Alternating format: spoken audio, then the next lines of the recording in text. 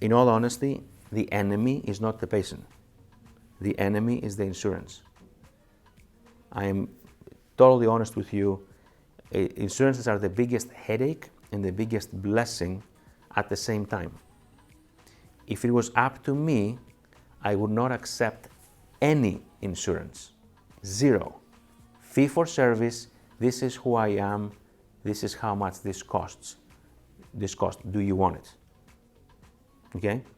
But in an area where I practice with wonderful blue-collar families, it is important that I accept some insurances.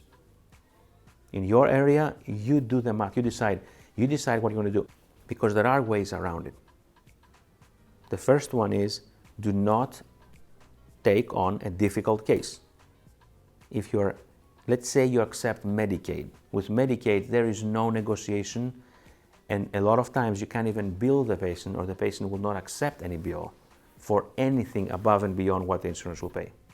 There are instructors who have Medicaid practices, and I've learned so much from. Why?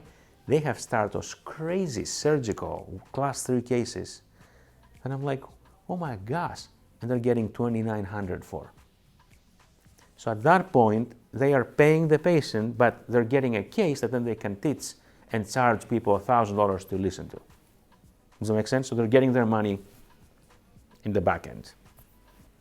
But if you're stuck in an office and you're not teaching and you're not charging people $1,000 to look at your class 3 surgical case, if you don't want to be that class 3 surgical expert, the first thing you do when someone restricts your fees is your case selection.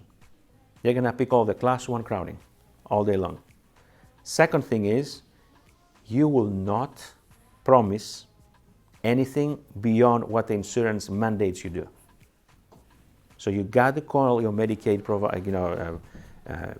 coordinator, whatever is in your state, and say, okay, what does this cover? Can I bill for retainers? What if there is relapse? Can I bill for relapse? Right? Does it include the records? Can I bill for a SEF? Can I bill for the final records? Like you have to know what else can you bill. If you don't do that, my recommendation is don't do ortho. You will lose money, but that's because you're stuck in the Medicaid type of practice. And I hate for you to have invested so much and sell yourself so short. I hate to admit it. It's unless you have a special circumstance, you want to be the next grandiose instructor of the Academy of Gp Orthodontics, then please do it, because what will happen is then you'll gain so much experience. All of a sudden you have cases driving to you 3 and 4 hours away.